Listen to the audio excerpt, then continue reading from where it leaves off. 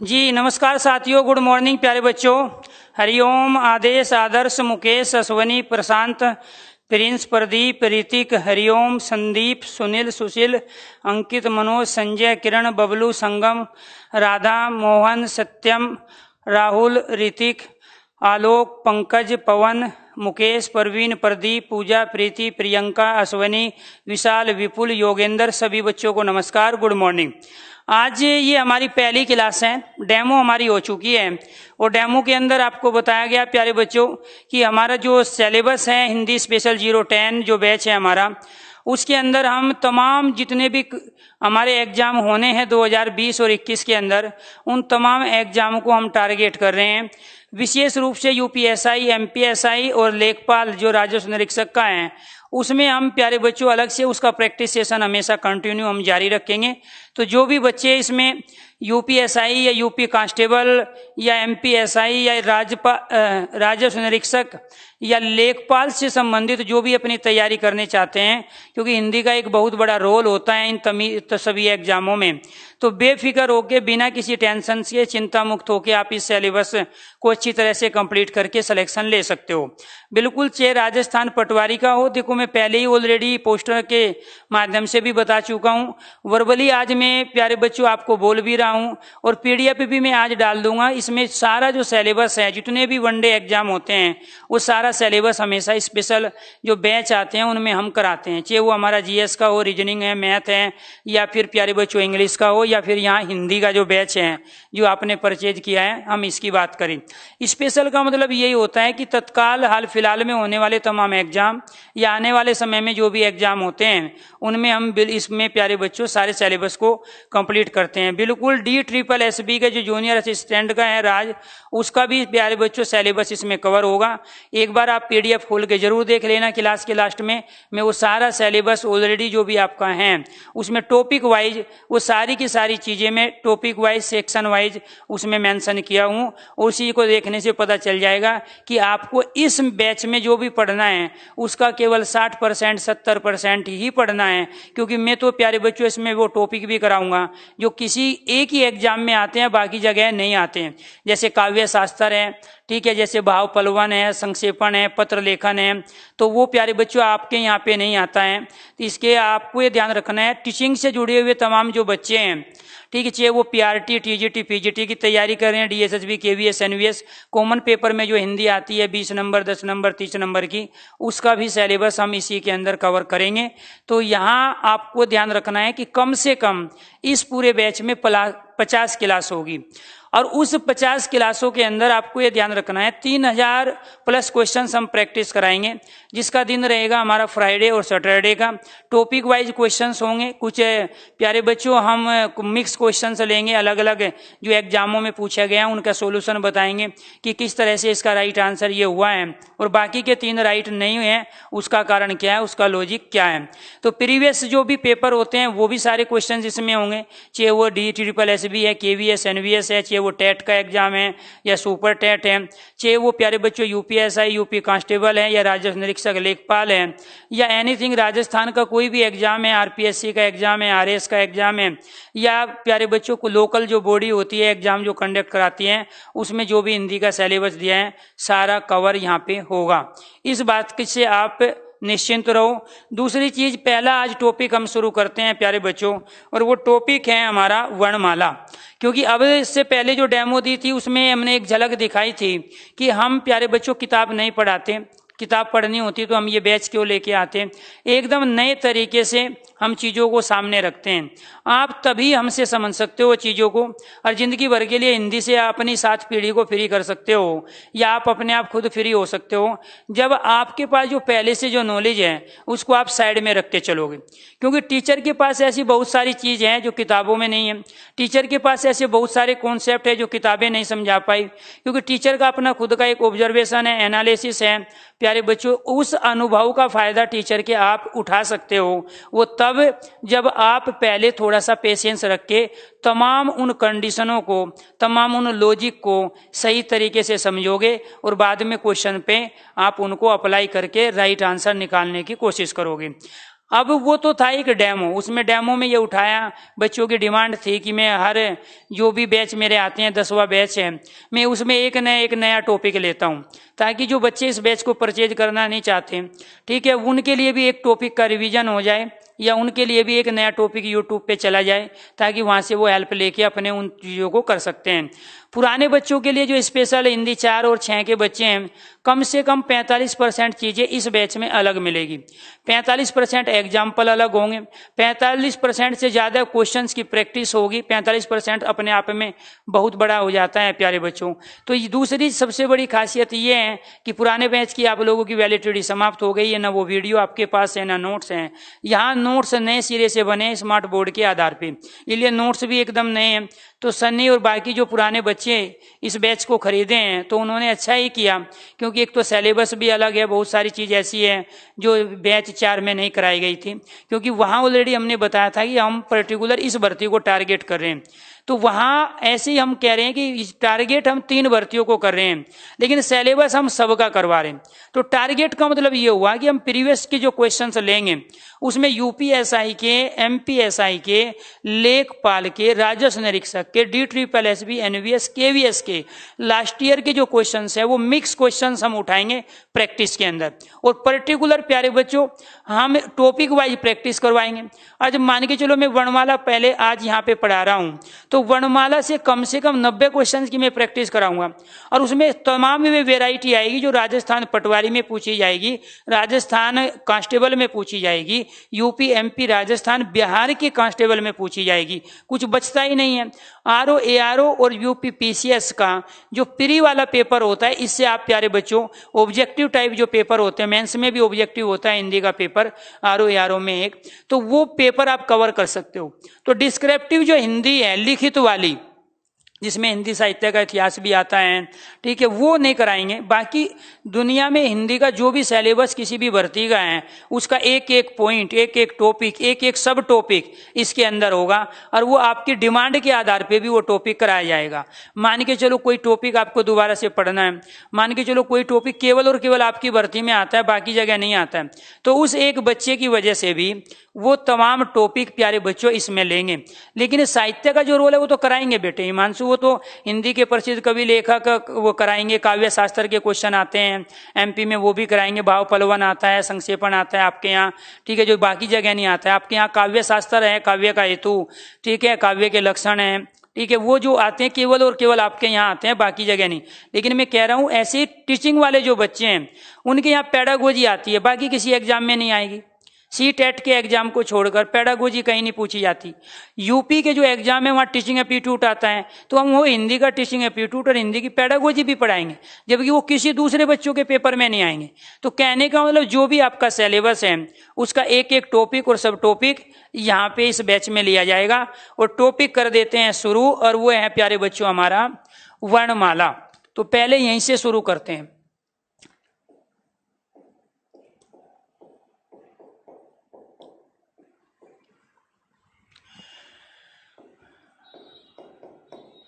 वर्णों के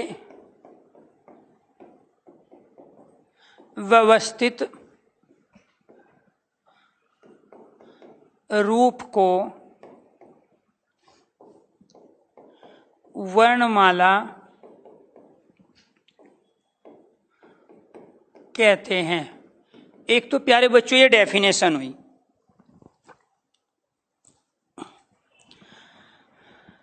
दूसरा, आखिरकार ये वर्ण है क्या? वर्ण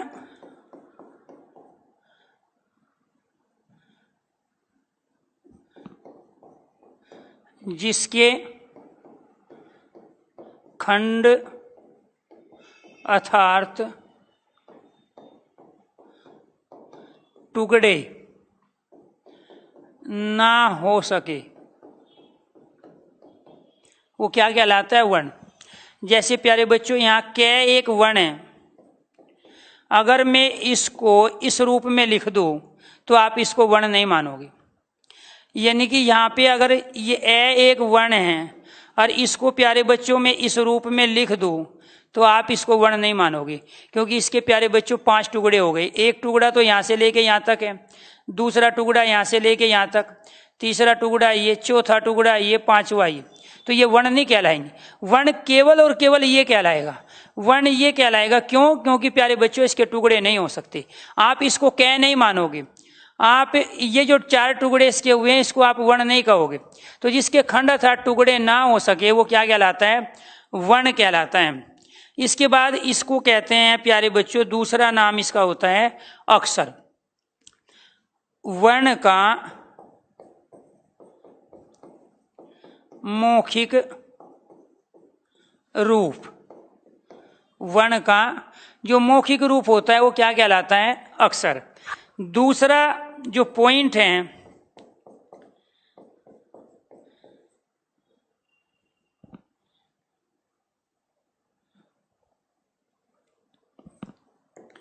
जिसे नष्ट ना किया जा सके वो भी क्या कहलाता है? अक्षर। आपको ये ध्यान रखना है, देखो ये जो अक्षर शब्द हैं ये ऐसे बना है, इसमें एक तो प्यारे बच्चों ये यहां से लेके यहां तक ये क्षर है और ये ए। तो यहाँ क्षर का मतलब होता है कि जो नष्ट हो, जैसे मर्दाक्षण, मर्दाक्षण मतलब जो नष्ट हो जाए। तो यहाँ ए आगे लगा दिए जो नष्ट ना हो। तो कोई भी चीज प्यारे बच्चों नष्ट कौन सी नहीं होती? जो कभी पैदा नहीं होती। तो ये जो वर्णमाला में जो हम प्रयोग करते हैं 52 वर्णों का, ये आज तक कोई नहीं बता पाया कि वास्तव में ये आए कहाँ से, इनका जन्म कहाँ से हुआ, किसके द्वारा हुआ। और जो वस्तु कभी जन्म नहीं लेती, जो पैदा नहीं होती, तो वो कभी नष्ट भी नहीं होती। जैसे सूरज और चांद को किसी ने नहीं बनाया, ये अपने से पैदा हुए हैं। इसलिए सूरज और चांद परले आ जाए, भूकंप आए, आंधी आए, तूफान आए, आज से 1000 साल पहले भी थे, अभी भी हैं, 1000 साल बाद भी रहेंगे। क्योंकि जो चीज कभी पैदा ही नहीं हुई वो नष्ट भी नहीं होगी, और जिसको बनाया जाता है, जिसको पैदा किया जाता है, वो नष्ट जरूर होगी। तो इसको अक्सर इसलिए कहा गया, एक तो मौखिक रूप, जब हम वर्बली बोलते हैं ए आ ई कै खे गे गे, तो ये अक्षर कहलाएंगे, वर्ण नहीं कहलाएंगे। लेकिन कि लिखित रूप को हम वर्ण कहते हैं, और मौखिक रूप को जो वर्बली हम बोलते हैं उसको हम अक्षर कहते हैं। तो वर्ण का जो मौखिक रूप है, वर्बली जब हम बोलते हैं, उसका उच्चारण करते हैं, तो वो क्या कहलाता है? अक्षर कहलाता है। एक और इसका तीसरा नाम होता है, और वो तीसरा नाम होता है प्यारे बच्चों इसका ध्वनि। प्रत्येक वर्ण की अपनी एक आवाज यानी कि साउंड होती है, आवाज होती है।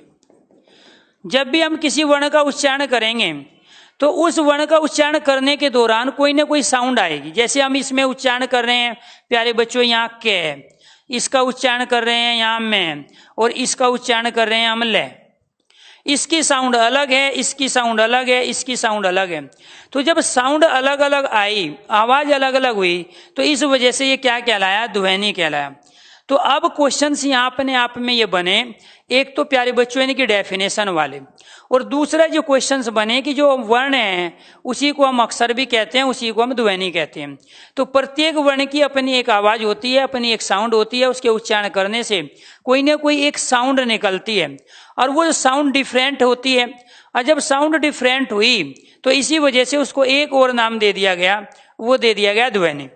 अब आपको ये ध्यान रखना है, पूरी वर्णमाला में जो भी कॉन्सेप्ट आए वे सारे के सारे 2 तरीके से निर्धारित किए गए।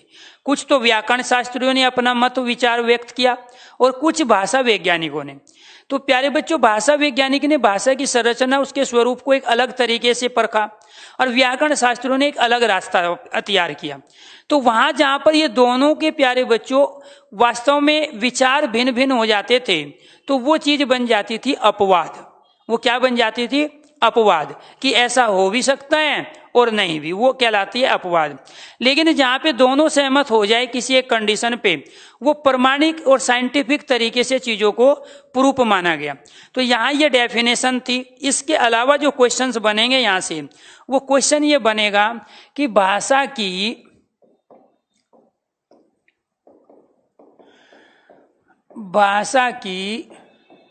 सबसे छोटी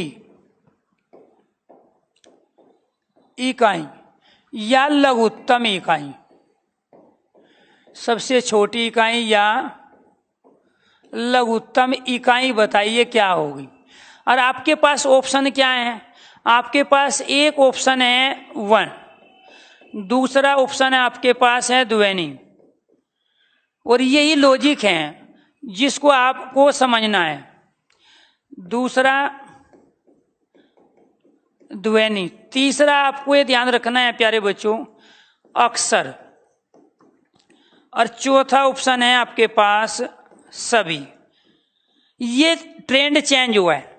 पहले यही क्वेश्चन पूछा जाता था तो ऑप्शन आपके क्या होते थे। जब पहले क्वेश्चन पूछा जाता था एक शब्द होता था, दूसरा पद होता था, तीसरा वर्ण होता था और चौथा इसमें वाक्य होता था। तो ये पहले जमाने का क्वेश्चन हुआ जो किताबों में दिया हुआ है। क्लियर। तो क्वेश्चन वही है कि भाषा की सबसे छोटी इकाई या लघुत्तम इकाई बताइए कौन सी है। तो आप इसका आंसर फटदे से दोगे सर, इसका आंसर ना 3 है। भाषा की सबसे छोटी इकाई वर्ण है। लेकिन आज जो आपको 4200-4600 पे ग्रेड पे भर्ती होना है और जो कॉम्पिटिटिव एग्जाम का ट्रेंड ही चेंज हो गया, क्वेश्चंस की वैरायटी, तो क्वेश्चंस तो वही है लेकिन उसके ऑप्शन क्या हो गए अलग। अब आपके जो आपने आंसर दिए, कोशिश करो, गलती करो बेटे। सीखने सिखाने का काम तो हमने आज स्टार्ट किया है और जो 1.5 महीने तक चलेगा। तो यहाँ आपको ये ध्यान रखना है सारी चीजें लॉजिकल आएगी, सीक्वेंस में आएगी, बस पेशेंस रख के पढ़ना है। तो आप जितनी भी गलती कर सकते हो लाइव क्लास में करो, क्योंकि मैं ये चाहता हूं कि जो गलती आप यहाँ कर दोगे वो कभी भी आप पेपर में नहीं करोगे। अगर यहाँ आपने गलती नहीं की तो उसकी गुंजाइश रहती है कि वो गलती आप पेपर में जरूर करोगे, क्योंकि हमारे ब्रेन में जो चीज एक बार सेव हो चुकी है, जब तक उसका सीक्वेंस नहीं जानेंगे, लॉजिक नहीं जानेंगे, तब तक वो डिलीट नहीं होगी और तब तक वो व्यवस्थित भी नहीं होगी। इसीलिए आपको ये ध्यान रखना है, यहाँ इसका राइट आंसर है सेकंड 2, जबकि आप में से 99% बच्चे बता रहे हैं 4, सभी बता रहे हैं। राइट आंसर क्या है, ध्वनि है। तो भाषा की जो सबसे छोटी इकाई है वो ध्वनि। ऐसा क्यों हुआ, देखो बेटे, यहाँ पे एक कै एक वर्ण है और इस कै में 2 साउंड है, एक आधे कै की है और एक कै की। इस आधे कै को हम ऐसे भी लिख सकते हैं। अब एक बात बताओ, जब इसमें साउंड 2 हुई तो स्वाभाविक बात है भाषा की सबसे छोटी इकाई क्या कहलाएगी, ध्वनि कहलाएगी। तो जब ऑप्शन में ध्वनि नहीं होगा तब राइट आंसर वर्ण होगा, और जब वर्ण और ध्वनि दोनों ऑप्शन में नहीं होगा तब अक्षर होगा, और जब अक्षर भी नहीं होगा तब भाषा की लघुत्तम इकाई सबसे छोटी इकाई शब्द कहलाएगा। ये लॉजिक जिसको पता है उसका ये प्यारे बच्चों क्वेश्चन हो गए तैयार।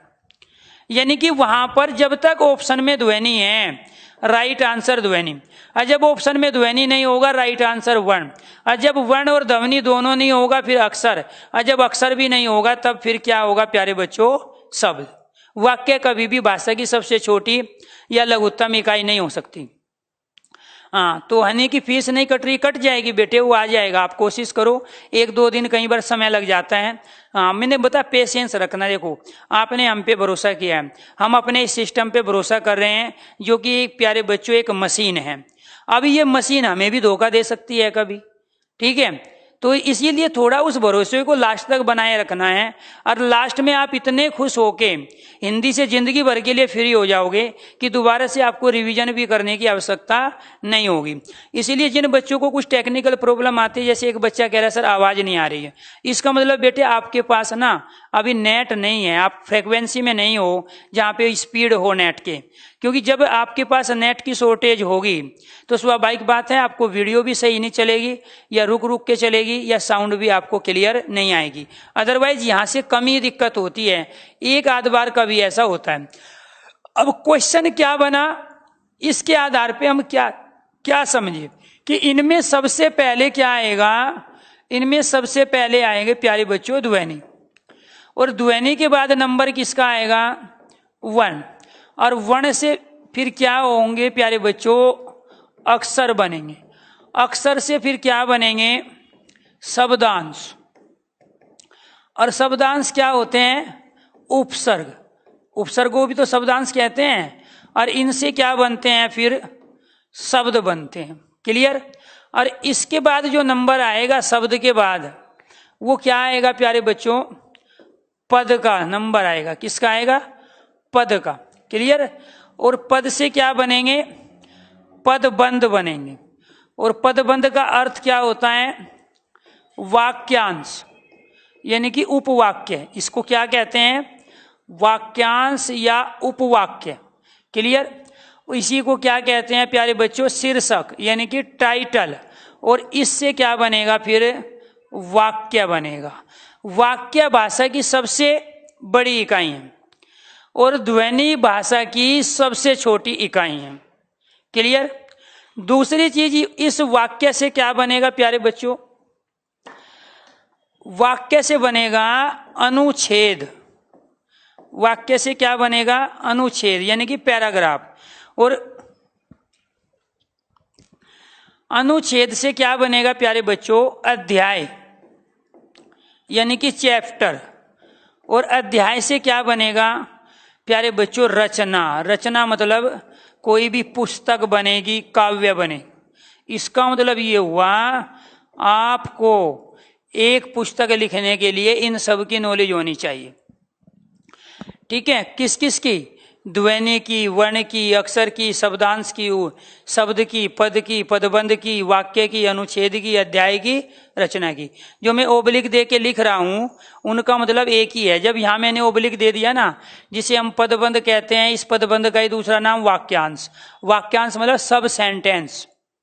ठीक है। जैसे उसने कहा, ये उसने कहा क्या हो गया, ये उपवाक्य हो गया, सब सेंटेंस हो गया। ठीक है। जैसे फिल्मों के नाम नहीं होते हैं, वो शीर्षक है, वो उपवाक्य होते हैं। ऐसे ही फिर वह स्कूल जाता है, ये वाक्य हो गया। इन्हीं अनेक वाक्यों को जोड़ेंगे, वह स्कूल जाता है, कक्षा 7 में पढ़ता है, उसका नाम मोहन है, ये अनुच्छेद बन गया। अनुच्छेद से क्या बनेगा, फिर चैप्टर बनेगा, पार्ट बनेगा। और फिर पार्ट जब एक जगह इकट्ठे हो जाते हैं तो रचना, पुस्तक बनती है। तो ये हो गए बढ़ते हुए क्रम में, अर्थात आरोही क्रम में। और यही क्वेश्चन रीजनिंग में भी पूछा जाता है और यही क्वेश्चन स्टेटमेंट में भी पूछा जा रहा है फिलहाल के एग्जामों में। तो ये आपको ध्यान रखना है प्यारे बच्चों। अगर वो पूछे भारत भाषा की सबसे छोटी इकाई बताइए, या भाषा के स्थान पर वो यहाँ वाक्य का प्रयोग करे, वो किसी का भाषा जरूरी नहीं है, वो कहेगा कि वाक्य की सबसे छोटी या लघुत्तम इकाई बताएं। तो अगर ऑप्शन में ध्वनि है तो राइट आंसर ध्वनि, ध्वनि नहीं है तो फिर वर्ण, वर्ण नहीं है तो फिर अक्षर, अक्षर नहीं है तो फिर शब्दांश अर्थात उपसर्ग, और उपसर्ग नहीं है तो शब्द। क्लियर। ये तो रही भाषा की सबसे छोटी इकाई। भाषा की सबसे बड़ी इकाई क्या होती है, वाक्य। दूसरा जो क्वेश्चन बनता है यहां से, एक क्वेश्चन तो हमारा ये हुआ, दूसरा क्वेश्चन क्या हुआ, भाषा की वर्धतम या बड़ी इकाई, इकाई मतलब यूनिट, वो क्या होता है प्यारे बच्चों, वाक्य। वो क्या होगा, वाक्य होगा। क्लियर। वर्धतम मतलब होती है सबसे बड़ी, विशाल। जैसे कहते हैं ना विशालकाय जानवर यानी कि हाथी, तो जो विशाल के सेंस में हम प्रयोग करते हैं, सबसे बड़ी की सेंस में करते हैं, उसको क्या बोलते हैं, वर्धतम। तो भाषा की वर्धतम यानी कि सबसे बड़ी इकाई जो होती है वो वाक्य है, और सबसे छोटी इकाई क्या होती है, ध्वनि। तो ये रहे हमारे दो क्वेश्चन। इसके बाद जो क्वेश्चन यहां से आता है वो क्वेश्चन होगा प्यारे बच्चों वर्ण के भेदों से। ये तो हमने वर्णों के बारे में चर्चा कर ली, वर्ण के भेद। और वर्ण के अपने आप में दो भी भेद होते हैं और तीन भी होते हैं। अब इसका कारण क्या है, अब ये 213 नहीं है, ये तो 2 या 3, उसको समझो लॉजिक को क्या है। एक तो होते हैं प्यारे बच्चों वर्ण में स्वर वर्ण, दूसरे होते हैं व्यंजन वर्ण, और तीसरे हम प्रयोग करते हैं अयोगवाह। क्या करते हैं, अयोगवाह वर्ण। जैसे अगर हम स्वर की बात करते हैं तो प्यारे बच्चों, तो वे कौन कौन से वर्ण होते हैं, एक तो ये ए, आ, ई, बड़ा ई, इसके बाद में छोटा ऊ, बड़ा ऊ, ये वाला री, ए, बड़ा ए, औ, ये वाला औ। क्लियर, हिंदी में ये होते हैं, ठीक है 11। संस्कृत में 13 होते हैं। इनमें से एक ये आ जाता है 12वां और एक ये 13वां आ जाता है। ये कहाँ होते हैं दोनों? संस्कृत में। तो कुल होते हैं 13, हिंदी में प्रयोग होते हैं 11। क्लियर, 4 4 8, 8 और 3 11 हो गए। अब ये इनके बारे में भी बताएंगे ये क्या है। इसके अंदर क्या होते हैं प्यारे बच्चों? एक होता है स्पर्श व्यंजन। क्या होते हैं? स्पर्श व्यंजन। ये कैसे लेकर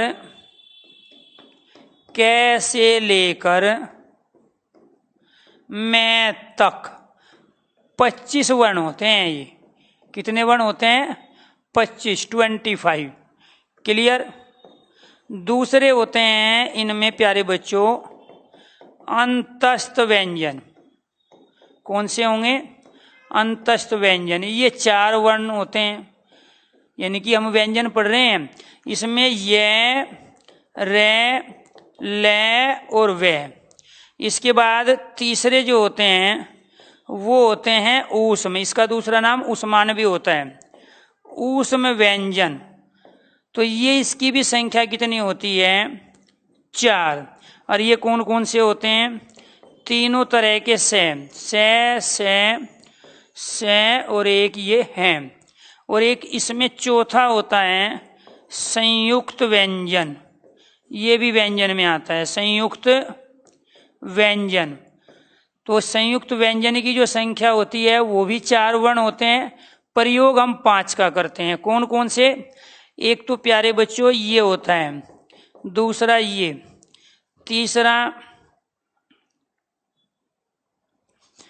तीसरा ये, चौथा ये, और 5वां लिख देते हैं यहाँ सर्कल में अभी, ठीक है। प्रयोग हम 5 का करते हैं, लेकिन काउंट हम 4 को करते हैं, क्योंकि उसको इस रूप में लिख लेते हैं, आधा दे और ये के रूप में। क्लियर। प्रयोग हम कर रहे हैं अलग अलग, इसलिए वो काउंट नहीं करते, उसका भी लॉजिक बताएंगे। और एक 5वां और होता है, वो लिख देते हैं यहाँ पे, और उसको कहते हैं हम उत्क्षेपित व्यंजन। और ये होते हैं 2। ये कितने होते हैं? 2। एक तो होता है ये और दूसरा होता है ये। क्लियर। ये 2 और जो व्यंजन हैं, ये क्या मूल जो व्यंजन के भेद होते हैं ना, वो होते हैं 3, स्पर्श, अंतस्थ और ऊष्म। और कुल जो भेद होते हैं वो होते हैं 5, संयुक्त भी होता है, उत्क्षेपित भी आते हैं। सबके बारे में चर्चा करेंगे, बस आप इसको एक बार देखो। अयोग व अपने आप में जो प्यारे बच्चों वर्ण होते हैं, जब हम इसका प्रयोग करते हैं तो एक तो होता है ये और एक होता है प्यारे बच्चों ये। तो वर्णों के रूप में तो हम प्रयोग 2 में करें, अंक के अंगूर और आना खाली। इसका मतलब इसमें एक तो प्यारे बच्चों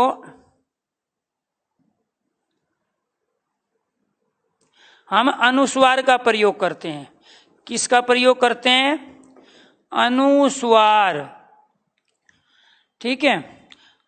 जैसे अनुस्वार ये वाला जो ऊपर लगा हुआ है, इसी को अनुस्वार बोलते हैं। दूसरा हम किसका प्रयोग करते हैं इसमें? विसर्ग का।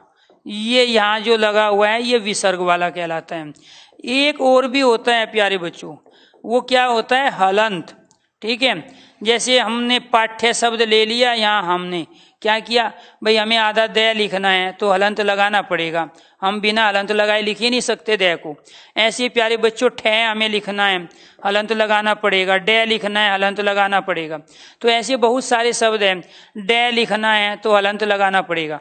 तो ये भी अयोग वा में ही माना जाता है। भाषा वैज्ञानिक व्याकरण शास्त्रियों के अलग अलग मत हैं। एक इसी में ही हम चौथा प्रयोग करते हैं, और वो है अर्धचंद बिंदु। क्या है? अर्धचंद बिंदु को भी कुछ व्याकरण शास्त्री अयोग वाह में ही मानते हैं। अर्धचंद बिंदु क्या होता है? ये वाला। कहाँ पे प्रयोग होता है? जैसे आंख, जैसे दांत, मुंह, गांव, चांद, इन सब पे क्या प्रयोग होता है? अर्धचंद बिंदु। कुछ तो कहते हैं कि ये विराम चिन्ह है, ये अनुस्वार भी, विसर्ग भी, हलंत भी और अर्धचंद बिंदु। भाषा वैज्ञानिक कहते हैं कि ये तो विराम चिन्ह है, इनका प्रयोग तो हम विराम चिन्हों में करते हैं। लेकिन व्याकरण शास्त्री कहते हैं नहीं, ये अपने आप में अयोग वहा है। अयोग वहा का प्रयोग प्यारे बच्चों हम वर्ण के साथ ही करते हैं। ये चिन्ह होते हैं, मानते हैं बात, ठीक है, लेकिन मान के चलो मैंने यहां ये चिन्ह लगा दिया, तो इस चिन्ह का इसका मतलब क्या है? या मैंने यहां ये चिन्ह लगाया, या मैंने यहां ये चिन्ह लगाया, या ये चिन्ह लगाया, तो बिना वर्ण के तो आप प्रयोग कर ही नहीं सकते इनको। तो आपको ये ध्यान रखना है। हाँ, अब 699 हो गई है फीस, यानी हाँ वो 2 घंटे के लिए थी। 599 फीस 23 तारीख को 7 से 9 के बीच में थी, ठीक है, क्योंकि वहां हम डिस्काउंट देते हैं अपने पुराने बच्चों को, क्योंकि पुराने बच्चों के पास नए बच्चों से पहले मैसेज पहुंच जाता है कि कब कौन सा बैच आ रहा है। अगर कोई पुराना बच्चा, वो आपके लिए भी थी, अगर वो आपको इन्फॉर्मेशन थी तो उस समय 7 से 9 के बीच में 23 तारीख जिसने भी पेमेंट किया है वो 599 ही पेमेंट हुआ है। उसके बाद 100 रुपये बढ़ गई। अगला जो बैच आएगा तो उसमें हो सकता है यही फीस रहे या फिर 100 रुपया और बढ़ जाए, ठीक है। तो वो प्यारे बच्चों एक हमारा जो मैनेजमेंट है वो तय करता है उस चीज को, ठीक है। हाँ, वीओडी बिल्कुल मिलेगी बेटे, ठीक है, बिल्कुल मिलेगी। पुराने बैच मान के चलो किसी का पेपर, देखो हमारे लिए ना यहाँ एक एक बच्चा महत्वपूर्ण होता है, ठीक है। अगर किसी का हम सिलेबस कंप्लीट करेंगे 1.5 महीने में, सिलेबस कंप्लीट करेंगे 40 से लेके 50 क्लास के बीच में, और 40 क्लास तो एक दिन में हो नहीं सकती, वो तो रोज तो एक ही क्लास होगी ना। लेकिन कोई एग्जाम आ जाता है, कोई एग्जाम की डेट आ जाती है अचानक, और हमें पता है कि हमारे से जो बच्चे पढ़ रहे हैं उसमें से बहुत सारे बच्चे ऐसे हैं जो उस एग्जाम को दे रहे हैं। तो उस कंडीशन में भी हम पुराना जो बैच है हमारा उसकी सारी वीडियो उठा के डाल देते हैं आपके बैच में। जिसको आपको फटाफट पढ़ना है वो उस वीओडी को खोल के भी पढ़ सकता है। अदरवाइज ये सारी वीडियो आप प्यारे बच्चों आपके पास रिकॉर्डेड रहती है, और ये सारी आपके पास रिकॉर्डेड मार्च तक रहेगी। ये 6 महीने की हम वैलिडिटी दे रहे हैं, तो अक्टूबर, नवंबर, दिसंबर, जनवरी, फरवरी, मार्च में आपके 6 महीने कंप्लीट होंगे। सितंबर को हम काउंट कर ही नहीं रहे। उसके बाद भी हमें लगता है कि मार्च के बाद अप्रैल में कोई पेपर है तो फिर हम 1 महीना और एक्स्ट्रा बढ़ा देते हैं। तो उसमें तो आपको टेंशन लेने की, कहने की, बताने की जरूरत ही नहीं है। प्रैक्टिस बैच हमारा एक अलग से आएगा आज से 15 दिन बाद, और उसका टाइमिंग रहेगा 8 से 9:30 बजे। तो उसमें केवल और केवल प्रैक्टिस कराएंगे, कॉन्सेप्ट को क्लियर नहीं करेंगे अलग से, सिर्फ सॉल्यूशन देंगे क्वेश्चंस के आंसर का, लेकिन लॉजिक सारे रखेंगे, ठीक है। तो जिसने पहले पढ़ा है या जो सोच गया है कि मैं किताब पढ़ चुका हूं या हिंदी में दाएं बाएं पढ़ा हूं और मेरी हिंदी अच्छी है, उसको अगर देखना है कि मैं कितने पानी में हूं, कितने क्वेश्चन में कर पा रहा हूं, तो वो उस प्रैक्टिस बैच को ज्वाइन करेगा जो आज से 15 से 20 दिन के बाद आएगा, जिसका टाइम रहेगा 8 से 9:30 बजे। लेकिन मैं इस बैच में 3000 प्लस क्वेश्चन प्रैक्टिस कराऊंगा फ्राइडे और सैटरडे के दिन, जो कि आपका डाउट सेशन भी है, आपके साथ डिस्कशन भी करना है। बाकी मंडे टू थर्सडे हम केवल और केवल कॉन्सेप्ट को क्लियर करते हैं, नए टॉपिक को रोज पढ़ाते हैं जैसे आज पढ़ा रहे हैं। इसीलिए प्यारे बच्चों जब तक ये टॉपिक कंप्लीट नहीं होता तब तक तो हम प्रैक्टिस नहीं कराएंगे, क्योंकि जब ये टॉपिक पूरा कंप्लीट हो जाएगा, क्योंकि वर्णमाला भी अपने आप में 4 अलग अलग सेक्शन हैं। एक तो वर्ण का परिचय हुआ, वर्ण भेद के, स्वर के भेद, व्यंजन के भेद, ये सारे हम पढ़ेंगे। इसके बाद में हिंदी शब्दकोश में शब्दों का स्थान है, फिर वर्णों का उच्चारण स्थान है, वर्ण विन्यास है, वर्ण विच्छेद, वर्ण संयोग है। ये 4 अलग अलग सेक्शन है वर्णमाला के। इसमें से सिर्फ स्वर और व्यंजन के भेद पढ़ा के खत्म कर देते हैं किताब भी और लोग भी, लेकिन हम यहाँ वर्णों के 8 जो उच्चारण स्थान है वो भी पढ़ाएंगे, ठीक है। वर्ण विन्यास, वर्ण विच्छेद भी पढ़ाएंगे। हिंदी शब्दकोश में वर्णों व शब्दों का जो सही क्रम है वो भी सिखाएंगे कि वो कैसे आपको पहचानना है। क्लियर? तो यहां आपको ध्यान रखना है कि ये क्या थे, ये केवल और केवल चिन्ह थे, लेकिन इन चिन्हों का प्रयोग तो वर्ण के साथ करना पड़ेगा ना आपको। और जब वर्ण के साथ चिन्हों का प्रयोग करना पड़ेगा तो एक तीसरा भेद बना दिया, और वो बना दिया अयोगवाह। क्या रख दिया? तो अयोगवाह वे चिन्ह होते हैं जिनका हम वर्णों के साथ प्रयोग करते हैं, जिनका खुद का कोई अस्तित्व नहीं होता, लेकिन वर्णों के साथ उनका प्रयोग होने पर वे किसी न किसी सेंस को बताते हैं, किसी न किसी अर्थ को बताने का काम करते हैं। इसीलिए वर्ण के 2 भेद नहीं होते, वर्ण के कुल 3 भेद होते हैं। एक होता है स्वर वर्ण, दूसरा व्यंजन वर्ण, और तीसरा होता है अयोगवाह। मूल जो माने जाते हैं, मूल मतलब जड़, मूल ये 2 माने जाते हैं, और कुल 4। अब मान के चलो आपसे क्वेश्चन पूछ लिया अयोगवाह बताइए कितने होते हैं, ऑप्शन में 4 भी है, राइट आंसर 4। अगर ऑप्शन में 4 नहीं है, 2 भी है, 3 भी है, राइट आंसर 3। अगर ऑप्शन में 3 नहीं है तब राइट आंसर 2। 2 कौन से? अनुस्वार और प्यारे बच्चों विसर्ग। हमेशा जब भी इस तरह की कंडीशन पैदा हो जाए कि ऑप्शन में 2 भी हो, 3 भी और 4 भी हो, तब आपको ध्यान रखना मैक्सिमम डिजिट मानी जाती है। मैक्सिमम डिजिट का मतलब हुआ कि यहां जब ऑप्शन में 4 है, जब तक 4 है राइट आंसर 4 रहेंगे। जब तक प्यारे बच्चों ऑप्शन में 4 नहीं है, अब 2 और 3 ऑप्शन में है, एक ऑप्शन आपको 1 दे दिया, 1 2 1 3 और 1 दे दिया 5। अब राइट आंसर क्या हुआ? 3 हुआ, क्योंकि 5 होते ही नहीं है। या तो 4 होते हैं, या 3 होते हैं, या 2 होते हैं। अब मान के चलो उसे पूछना है कि मूल भेद कितने होते हैं, और ऑप्शन में 4 भी हो, 3 भी हो, लेकिन मूल भेद पूछ रहा है क्वेश्चन। और जब मूल भेद पूछ रहा है तो 2 ही राइट आंसर होगा, चाहे ऑप्शन में 3 या 4 कुछ भी दिया हो। तो मूल भेद होते हैं प्यारे बच्चों ये 2। क्लियर? अनुस्वार और विसर्ग।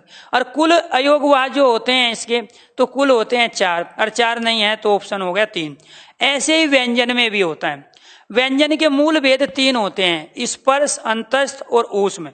क्योंकि ये भी तो इन्हीं व्यंजनों से मिलके बने हैं, इसलिए इनको व्यंजन का भेद नहीं माना गया, मूल भेद 3 माने गए। लेकिन जब पूछेगा कि कुल व्यंजन के कितने भेद हैं, ऑप्शन में अगर 5 है तो राइट आंसर 5, क्योंकि ये उत्क्षेपित व्यंजन भी होता है।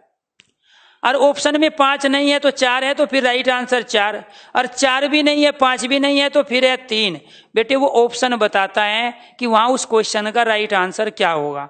दिक्कत आप लोगों के साथ क्या है? सर जी किताब में तो ये लिखा हुआ है।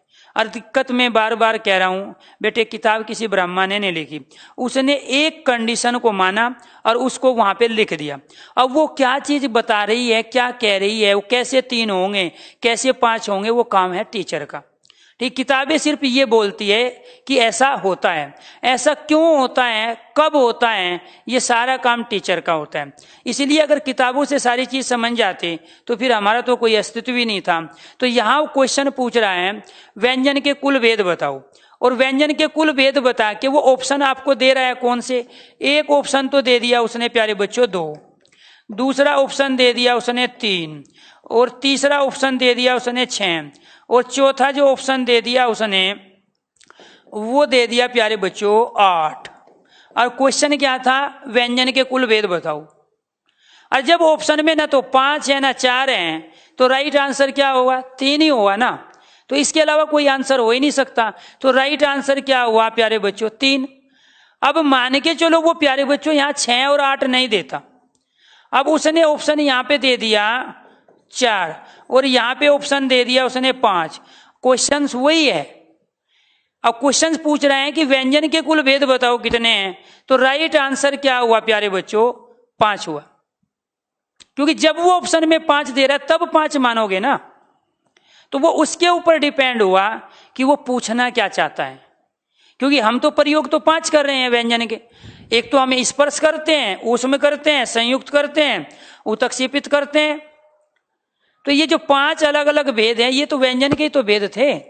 तो वो उसके ऊपर डिपेंड करता है कि वास्तव में उसको क्वेश्चन किस तरीके का बनाना है। तो देखो बेटे ये क्या थे, ये सारे के सारे क्या थे? 11 स्वर। अब यहाँ पे भी वही चीजें हैं, ठीक है, कि स्वर कितने प्रकार के होते हैं? हिंदी में 11 और कुल स्वर होते हैं 13। 13 कौन से? अब प्रयोग तो इसका भी कर रहे हो, ऋतु में ऋचा में यही तो आता है, री कृष्ण में कृपा में यही तो आता है प्यारे बच्चों, ये वाला ही तो आता है। तो अगर वो वहां ऑप्शन में 13 भी दे रहा है और ऑप्शन में 11 भी दे रहा है और क्वेश्चन पूछ रहा है कि हिंदी में कुल कितने स्वर होते हैं, तो राइट आंसर 11 रहेगा। क्योंकि क्वेश्चन की लैंग्वेज देखो क्या है, हिंदी में कुल कितने स्वर होते हैं, तो हिंदी में कुल स्वर प्यारे बच्चों 11 ही होते हैं।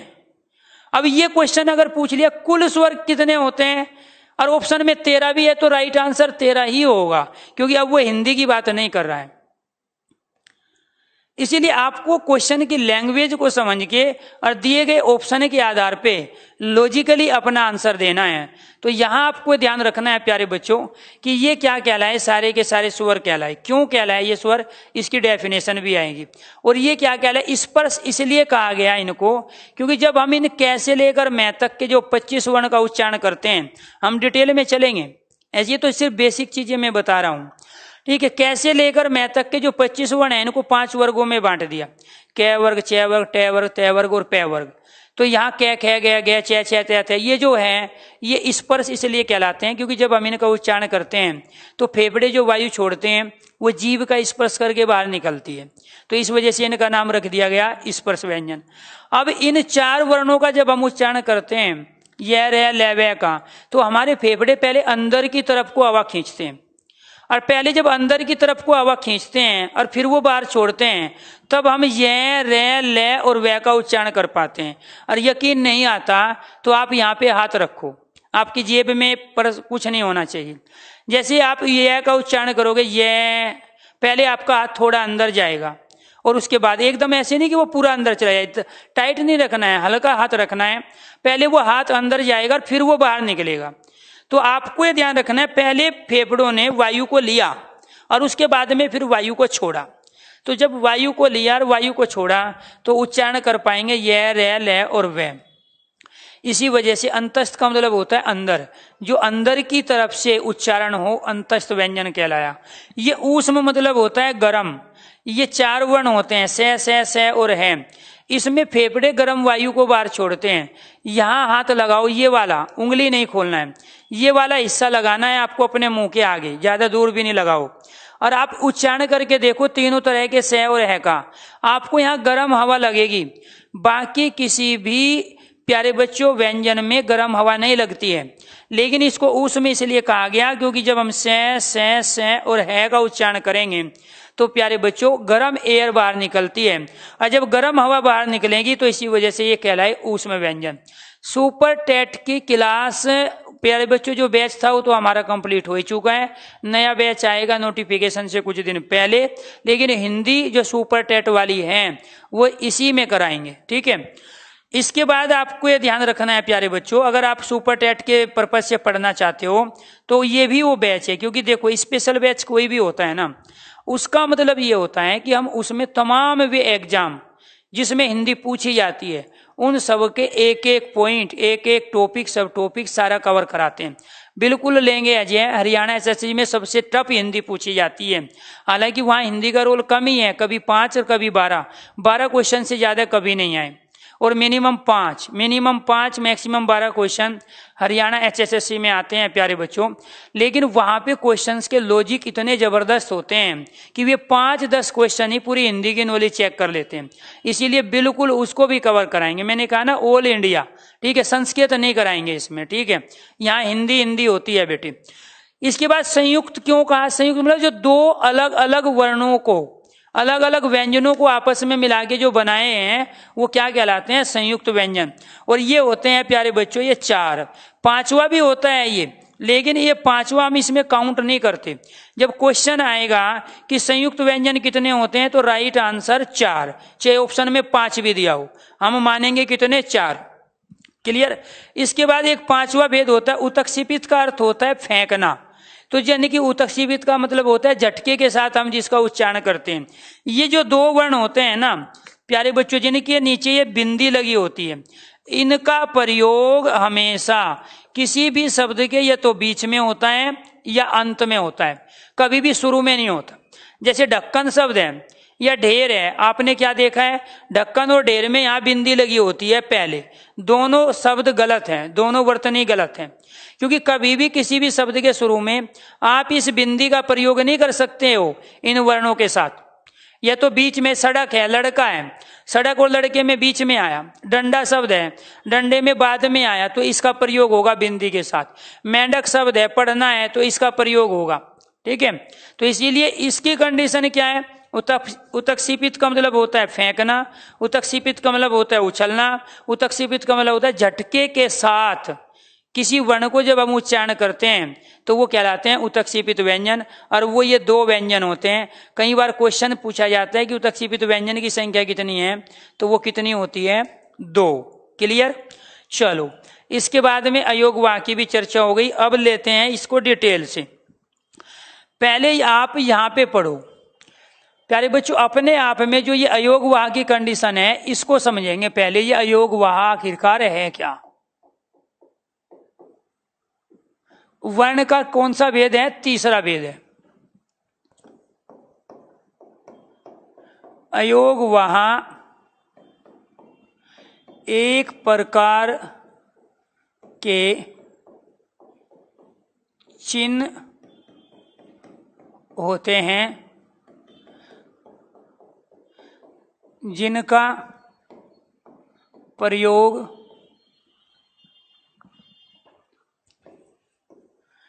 हमेशा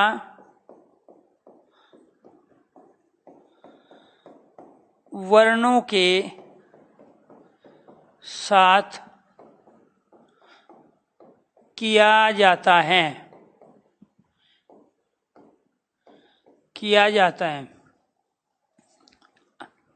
अतः वर्ण का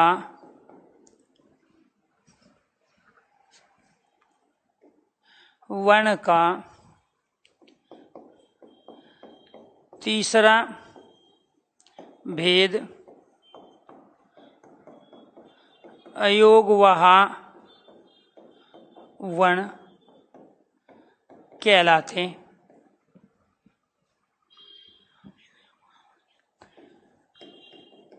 हैं। ये तो एक स्टेटमेंट रही। दूसरी स्टेटमेंट,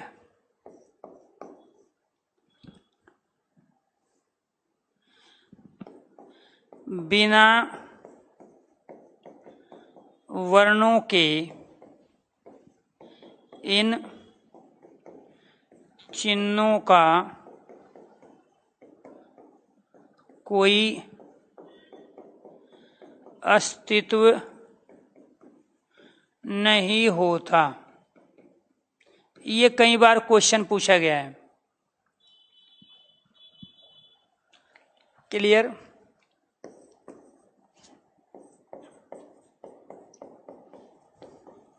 अयोगवाह की मूल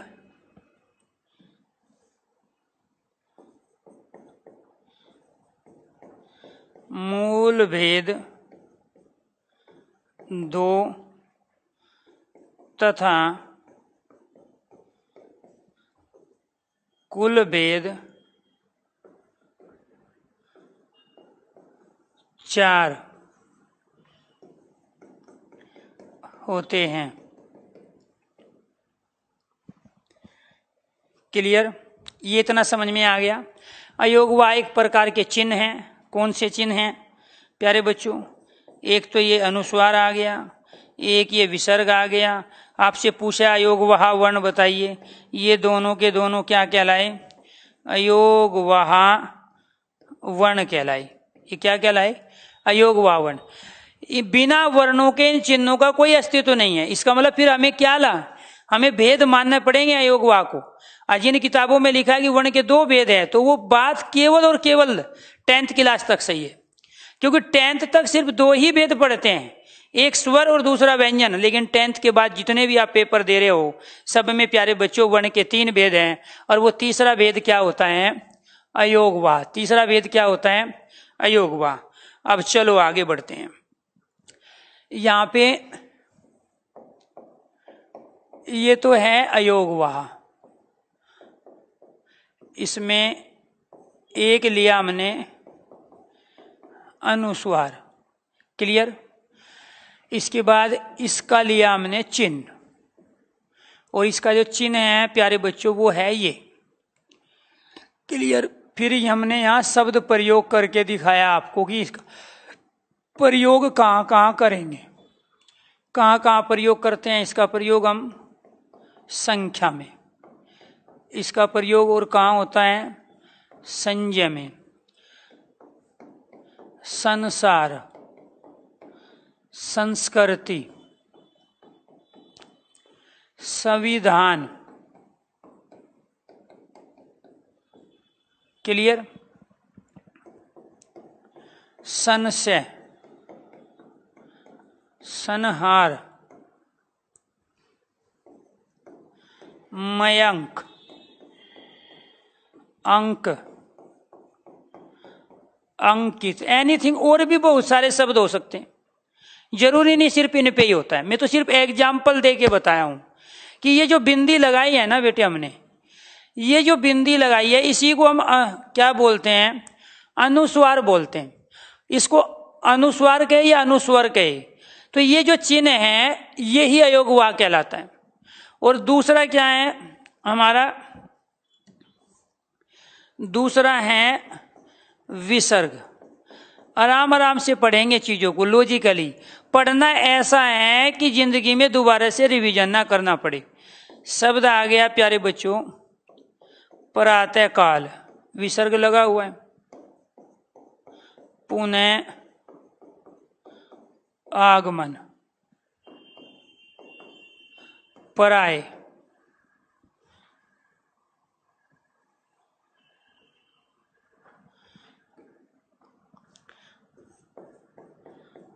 अतः एवं, दुख कर रहे हैं ना प्रयोग।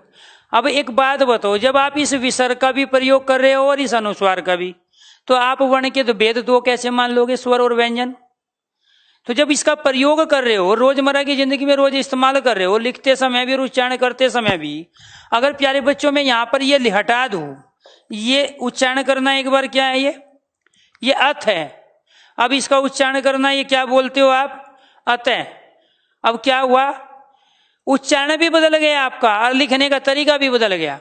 तो जब उच्चारण भी बदला, लिखने का तरीका भी बदला, तो दो कहां रहे इसमें? तो ये क्या था हमारा, ये स्वर था, ये क्या है प्यारे बच्चों, ये व्यंजन है, और ये क्या है प्यारे बच्चों, ये अयोग वाह है। इसीलिए कितने प्रयोग कर रहे हैं हम, और 3 कर रहे हैं, स्वर, व्यंजन और अयोग वाह। ये इसमें स्वर है, ये तय इसमें व्यंजन है। तो अतः इस बात को प्रूफ करता है कि वर्ण के 2 नहीं 3 भेद होते हैं। और तीसरा भेद क्या है, अयोग वाह, जिसे यहां हम क्या कहते हैं, इसको विसर्ग कहते हैं। तो आप तो इसका प्रयोग कर रहे हो, मैंने तमाम शब्द आपको दिखाए, इसीलिए 2 भेद नहीं मानोगे। जब ऑप्शन में 3 होगा, राइट आंसर 3, और जब 3 नहीं होगा तब राइट आंसर 2 होगा। विद्वान नहीं बनना है, भर्ती होना है, और भर्ती होने के लिए कॉन्सेप्ट का समझना बहुत ज्यादा जरूरी है। देखो, विद्वान लेखक साहित्यकार की पोस्ट नहीं निकलती है। इसके बाद में तीसरा क्या है, हलंत। संस्कृत में हलंत को भी अयोग माना गया है। ये जो आड़ी तिरछी रेखा होती है ना, इसी को हलंत कहते हैं। ये आधे व्यंजन, शुद्ध व्यंजन को बताने के लिए हम इसका प्रयोग करते हैं। जैसे यहां शब्द आ गया हमारा पाठ्य, दूसरा शब्द आ गया मिट्टी, इसके बाद एक और शब्द आ गया वरण, इसके बाद द्वारा, यहां पे शब्द आ गया गद्य, इसके बाद पद्य, विद्यालय, क्लियर, विद्वान। एनसीईआरटी की बुक में ये सारे शब्द ऐसे लिखे मिलेंगे आपको, और यही शुद्ध वर्तनी है। शुद्ध वर्तनी भी यही है। अब मान के चलो विद्यालय एक तो आपको ये दे दिया और एक ये दे दिया, और आपसे पूछ रहा है कि शुद्ध वर्तनी बताओ, दोनों में से कौन सी है। एक तो ऑप्शन ये है, एक ऑप्शन आपका है नीचे वाला। तो एक ऑप्शन आपको ये दिया, एक ये शुद्ध वर्तनी पूछ रहा है, तो ऊपर वाला ही शुद्ध वर्तनी है। वो ऊपर वाला शुद्ध वर्तनी इसलिए है क्योंकि वो खुद बता रहा है बेटे कि ये दे और ये से मिलके बना। तो यहाँ ये जो संयुक्त व्यंजन है ना, ये यहाँ से लेके यहाँ तक दे, यहाँ से लेके यहाँ तक ये, तो यानी कि वहां आधा दे और ये पहले वाला हमेशा आधा होता है, ऊपर वाला आधा होता है, नीचे वाला हमेशा पूरा होता है। क्लियर? तो इसीलिए ऊपर वाली वर्तनी विद्वान में ये वाला विद्वान राइट आंसर माना जाएगा जब वो इस विद्वान को भी आपके साथ देगा। तो आपको ये ध्यान रखना है प्यारे बच्चों, ये बात एक ही है, इसका भी आप उच्चारण वही करोगे, इसका भी। तो आधा कौन सा हुआ? आपके अनुसार आधा वह था, लेकिन आधा यहाँ दे है। ऊपर वाला पहले वाला हमेशा संयुक्त व्यंजनों में जब 2 व्यंजन एक साथ आ जाए, ऊपर वाला पहले वाला हमेशा आधा होता है और नीचे वाला बाद वाला हमेशा पूरा होता है, जबकि आप समझते हो उल्टा। तो यहां इस हलंत का भी हम क्या है प्रयोग कर रहे हैं। किसके रूप में कर रहे हैं? हलंत के रूप में इन तमाम शब्दों में। चौथा क्या है हमारा योगवा? चौथा योगवा है अर्धचंद बिंदु। कुछ विद्वान कहते हैं कि नहीं, ये तो विराम चिन्ह है। ये अर्धचंद्र बिंदु का चिन्ह होता है। किसका होता है? इसका प्रयोग कहाँ पे होगा? आंख में। क्लियर? दूसरा अंधेरा, अंधेरे में भी तो प्रयोग हो रहा है। ठीक है।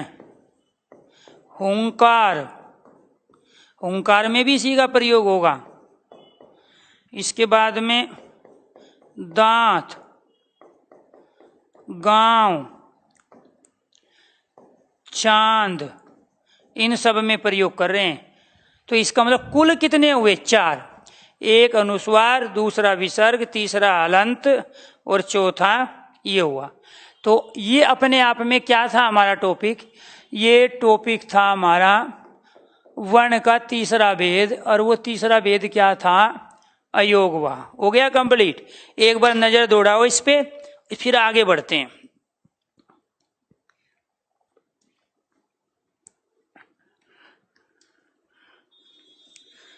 ये लॉजिकली होते हैं, लॉजिक के साथ समझना है। अब ये देखना है आपको इस अनुस्वार की कंडीशन। ये वाला जो अनुस्वार आया है ना, अब इससे भी क्वेश्चन बनता है अलग तरह का। अब उस क्वेश्चन की तैयारी करो कि यहां पर ये जो आया है ये किस वर्ण के स्थान पे आया है। किसी ने किसी वर्ण है। संसार क्या बोल रहे हैं? आधा न। ठीक है। तो यहां प्यारे बच्चों संहार न, संजय न के स्थान पे। अब ये देखो नेक्स्ट, इसी से जुड़ा हुआ क्वेश्चन। ये एक होते हैं प्यारे बच्चों अनुनासिक वर्ण। क्या होते हैं? अनुनासिक वर्ण होते हैं। और ये जो अनुनासिक वर्ण है इनको हम कहते हैं पंचम अक्षर। इसी को कहते हैं पंचम वर्ण। क्लियर? ये सारे एक ही नाम है।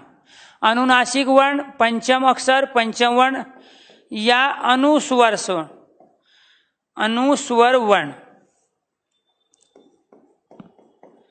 अनुस्वर वर्ण। इनकी संख्या कितनी होती है? 5। ये सारी एक ही बात हुई भाई, प्रत्येक वर्ग का अंतिम वर्ण होता है, इसी वजह से इसको पंचम अक्षर या पंचम वर्ण कहते हैं। चूंकि ये जो 5 वर्ण होते हैं इनमें एक तो होता है हमारा ये, दूसरा होता है च वर्ग का ये अंतिम वर्ण, इसके बाद में ये ट वर्ग का अंतिम वर्ण, ये त वर्ग का अंतिम वर्ण और ये प वर्ग का अंतिम वर्ण। अब ये अपने आप में जो ये आधे आधे होते हैं ना, ये इस अनुस्वार के स्थान पे आते हैं। देखो कैसे, जैसे मैं यहाँ पे प्रयोग कर रहा हूं मंगल, दूसरा मैंने प्रयोग किया यहाँ कंगना या कंगल, तो ये तो आया इसमें। इसके बाद में यहां मैं प्रयोग कर रहा हूं प्यारे बच्चों पतंजलि, और यहां जो है बिंदी आई वो इस वर्ण के स्थान पे। इसके बाद मैंने दूसरा प्रयोग किया व्यंजन, 2-2 के द्वारा मैंने एक शब्द लिया यहाँ पे खंड, और इसके बाद दूसरा शब्द लिया मैंने। जरूरी नहीं यही हो, क्योंकि इनका आप रोज प्रयोग कर रहे हो इसलिए मैं दिखा रहा हूं आपको करके। अब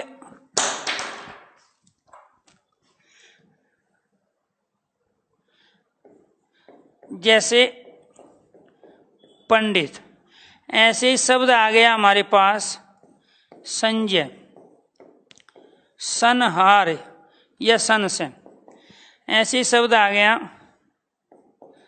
संविधान।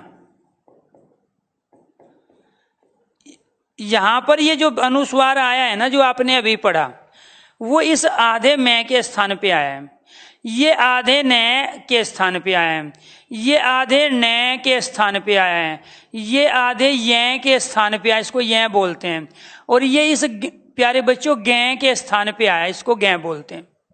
अब इसको क्या बोलोगे आप? मंगल। इसको ऐसे भी तो लिख सकते हो आप, यहां ये लिखो। अब आप देखो, उच्चारण करो, आप यही उच्चारण करोगे जो भी है। ठीक है। आप इस खंड को कैसे लिखोगे प्यारे बच्चों? ये इस खंड को आप ऐसे भी लिख सकते हो। इस पंडित को आप कैसे लिखोगे? इस पंडित को आप ऐसे भी लिखते हो। पतंजलि को कैसे लिखते हो आप? पतंजलि को यहाँ ऐसे भी लिखते हो। क्यों लिखा आपने? क्योंकि यहाँ जो ये बिंदी आई ना, ये इस वर्ण के स्थान पे आई। यहाँ जो खंड पे जो बिंदी आई ना, वो इसके स्थान पे आई। यहाँ पंडित में जो बिंदी आई वो इसके स्थान पे आई। तो ये भी क्वेश्चन पूछा जाता है कि अनुस्वार किस वर्ण के स्थान पर आया है किस शब्द में। तो यहां वो पूछेगा कि बताइए प्यारे बच्चों इसके कौन से दो रूप हैं। ठीक है, सम विधान की बताइए कैसे बना है। तो आप कहोगे ना सम और विधान मिलके बना है। सम का मतलब होता है समान और विधान का मतलब नियम। जहां समान नियम दिया होता है वो क्या कहलाता है प्यारे बच्चों, संविधान। हाँ, पेमेंट कट गया बेटे वो एक्टिव हो जाएगा। कई बार ना जिस टाइम आप पेमेंट करते हो तो वो फ्रीक्वेंसी में नहीं रहती चीजें, तो उसके बाद वो ऑटोमेटिक अपने आप जनरेट हो जाएगा, टेंशन मत लो। ठीक है, आज नहीं तो कल ऑटोमेटिक बिना कहीं फोन किए बिना कुछ किए आपका चलने लगेगा। जब भी आप फीस प्यारे बच्चों पे करते हो तो कई बार उसमें प्रोसेस में समय लगता है, वो पूरा हो जाएगा, कोई टेंशन लेने की आपको जरूरत नहीं है। ठीक है, हाँ तो वो करवा देंगे, वो तो हमेशा होगा, अपने आप हो जाएगा हिमांशु। मैंने कहा ना एक ही दिन में देखो सारी समस्या का सोल्यूशन नहीं है भैया। जब आप ऑनलाइन पढ़ रहे हो दूर बैठे हुए, आप हम पे भरोसा कर रहे हो, हम इस मशीन पे भरोसा कर रहे हैं, तो मशीन जब तक हमारा साथ देगी तो प्यारे बच्चों आप हमारी तरफ से कोई गलती नहीं रहेगी। लेकिन कई बार मशीन में थोड़ा बहुत दाएं बाएं चीजें हो जाती हैं, तो देखो इतना पेशेंस आपको रखना पड़ेगा। ठीक है, ऑनलाइन का एक रिस्क यही है कि उसमें प्यारे बच्चों कई बार नेट की फ्रीक्वेंसी नहीं रहती, नेट की स्पीड कम होती है। कई बार प्यारे बच्चों उसमें कोई टेक्निकल एरर आ जाता है। भाई बैंक में आप जाते हो, क्या आपके साथ ऐसा कभी नहीं हुआ कि बैंक में गए जाते ही काम हो गया, बैंक वाले ने या किसी क्लर्क ने बोला ही नहीं कि सर्वर डाउन है, ठीक है, नेट चला गया है, लाइट चली गई है, कंप्यूटर खराब हो गया है, प्रिंटर सही प्रिंट नहीं कर रहा है। अब वही चीजें देखो यहाँ भी है, और वो मुश्किल से 1 या 2 बार ही होती है, 2-2.5 महीने में मुश्किल से। कई बार तो ऐसा हुआ ही नहीं। तो इसीलिए अभी जो पेमेंट है ये ऐसा नहीं है कि सिर्फ आपके साथ है, आपके जैसे कम से कम 250 बच्चे होंगे जिनका पेमेंट कट चुका है, अभी एक्टिवेट नहीं हुआ है, लेकिन वो हो जाएगा। ठीक है, नहीं वो आगे की क्लास के लिए तो नेट बचाना पड़ेगा ना। हाँ, तो प्यारे बच्चों सारी चीजें आपको ये ध्यान रखना है कि एकदम से व्यवस्थित मिलेगी, और उसमें ऑटोमेटिक जब ये तो अभी डेमो ही चल रही है, जब क्लास कंटिन्यू चलेगी तो आपको उसमें बहुत सारे ऑप्शन मिलेंगे। स्पीडोमीटर का भी ऑप्शन मिलेगा और उसमें क्वालिटी का भी ऑप्शन मिलेगा कि आप प्यारे बच्चों उसकी क्वालिटी को कम या ज्यादा करके भी आप मेरी स्पीड को बढ़ा के, टीचर को आप अपने अनुसार बुलवाओ, मेरी स्पीड को बढ़ा के भी आप प्यारे बच्चों ये 1.5 घंटे की क्लास को 15 मिनट में सुन सकते हैं। पीसीएस में ये ध्यान रखना है धर्मेंद्र, जो हमारा लोअर और अपर वाला है प्री का, उसकी सारी हिंदी कंप्लीट होगी। मेंस में जो ऑब्जेक्टिव टाइप हिंदी है वो सारी कंप्लीट होगी, लेकिन डिस्क्रिप्टिव हिंदी नहीं होगी। लेटर के, पत्र लेखन के, भाव संक्षेपण के और प्रशासनिक शब्दावली के जो ऑब्जेक्टिव टाइप क्वेश्चन आते हैं वो सारे मैं कराऊंगा। ठीक है, गद्यांश से जुड़े हुए जितने भी क्वेश्चंस आते हैं वो सारे मैं कराऊंगा। लेकिन जो प्यारे बच्चों लिखित के रूप में होगा, एस्से को जो लिखने वाली चीज होगी वो इस बैच में नहीं है, वो डिस्क्रिप्टिव बैच हमारा अलग आता है। इसमें ऑब्जेक्टिव टाइप की हिंदी, वो प्री की हो या मेंस की हो, उसमें जो भी आता है वो सारी चीजें इसमें होगा। चाहे यह लिटरेचर है, लिटरेचर में ऑब्जेक्टिव टाइप जितना भी हिंदी में आता है, चाहे वो आदिकाल, वीरगाथा काल, भक्ति काल, एनीथिंग किसी से भी हो, वो हिंदी के कवि लेखक रचना हो, एकांकी नाटक उपन्यास से हो, चाहे हिंदी के प्रसिद्ध पुरस्कार हो, चाहे हिंदी में प्रथम स्थान किसका है, वो सारा हिंदी भाषा में भाषा बोली उपबोली वाले क्वेश्चन है। ठीक है, रस छंद अलंकार वाले क्वेश्चन है, सारा लिटरेचर था, काव्य है। इसके सारे ऑब्जेक्टिव टाइप जितने भी तरह के क्वेश्चन बनते हैं वो सारा मैं यहाँ पढ़ाऊंगा। ठीक है, लेकिन जो डिस्क्रिप्टिव है, वीरगाथा काल की 5 विशेषता बताओ, ठीक है, वो चीजें नहीं होगी। वो केवल आता किसके काम आता है, वो जो डिस्क्रिप्टिव एग्जाम देंगे मेंस में, जिसने हिंदी को एक मेंस में एक ऑप्शनल सब्जेक्ट के रूप में चुना होगा, वो वहां आएंगे। ठीक है, तो उसके डिस्क्रिप्टिव नहीं, ऑब्जेक्टिव जो हिंदी है वो सारी कराएंगे, चाहे वो एमपीपीसीएस हो, चाहे वो प्यारे बच्चों आरएएस हो, आरपीएससी हो, चाहे वो प्यारे बच्चों यूपीपीसीएस हो, वो ऑब्जेक्टिव टाइप सारी हिंदी यहाँ से कवर होगी। तो ये समझ में आई बात। तो इनको क्या कहते हैं हम, अनुनासिक वर्ण, और इन्हीं को क्या कह रहे हैं, अनुस्वर वर्ण। कोई कंफ्यूज नहीं होना। अनुनासिक का मतलब क्या होता है, 2 शब्द हुए, एक अनु और दूसरा क्या हुआ प्यारे बच्चों, नासिक। अनु का अर्थ होता है पीछे, अनु का अर्थ क्या हुआ, पीछे, और नासिका का अर्थ क्या हुआ, नाक। ये हमारा नाक है, और नाक के पीछे हमारा मुख है। यानी कि जो मुख और नाक, जो मुख और नाक दोनों से उच्चारित हो, जिसका उच्चारण करते समय मुख से भी और नाक से भी हवा निकलती हो, उसको कहते हैं अनुनासिक वर्ण। क्या कहते हैं? अनुनासिक। ये 5 के 5 क्या है प्यारे बच्चों? हमारे अनुनासिक वर्ण हैं। इन 5 वर्णों का जब भी उच्चारण करोगे ना, तो मुख से भी एयर निकलेगी और नाक से भी एयर निकलेगी। और नहीं यकीन आता तो उच्चारण करके देख लो। जैसे शब्द आ गया प्यारे बच्चों नमक, अब इसमें न भी आ गया, मैं भी आ गया। और नमक का जैसे उच्चारण करोगे आप, तो प्यारे बच्चों क्या है? नाक और मुख दोनों से एयर निकलेगी, नमक। शब्द आ गया मनोज, तो मनोज में जो मैं का आप उच्चारण करोगे ना, तो नाक और मुख दोनों से एयर निकलेगी, इसीलिए क्या कहा गया इसको? अनुनासिक। तो एक क्वेश्चन हमारा ये था। इसके बाद आते हैं स्वर के भेद, और ऐसे ही पढ़ेंगे फिर व्यंजन के भेद। ठीक है, स्वर के भेद।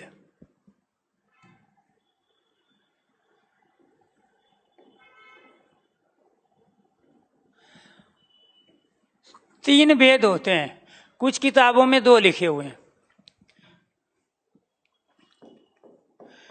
जिन वर्णों का उच्चारण बिना किसी दूसरे वर्ण की सहायता से, बिना किसी दूसरे वर्ण की सहायता से किया जाए, स्वर वर्ण कहलाते हैं। स्टेटमेंट पूछी जाती है बहुत बार और वहां कंफ्यूज हो जाते हो आप। दूसरा,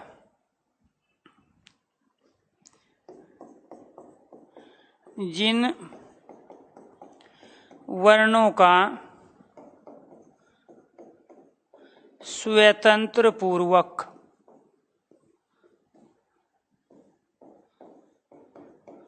उच्चारण हो, वो भी क्या कहलाता है? स्वर। स्वतंत्र पूर्वक मतलब बिना किसी दूसरे पर डिपेंड हुए।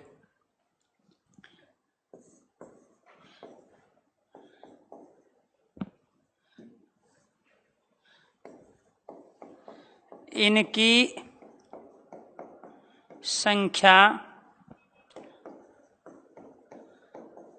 हिंदी में 11, संस्कृत में